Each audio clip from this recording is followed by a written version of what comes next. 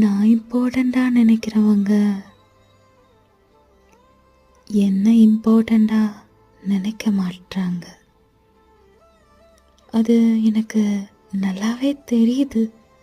ஆனால் என் மனசுக்கு மட்டும் புரியவே மாட்டேங்குது. அதான் அவங்க உனக்கு இம்பார்ட்டன்ஸ் தரலன்னு உனக்கே நல்லா தெரியுதுல்ல. அப்புறம் ஏன் அவங்களே தேடி தேடி போகிற? உனக்குன்னு யார் இருக்காங்களோ அவங்க கூட பேசிட்டு சந்தோஷமா இரு. அது தெரிஞ்சா நான் ஏண்டி பின்னாடி போகிறேன்? மனசுக்கு தெரியுது, ஆனால் இந்த புத்திக்கு தெரியலையே.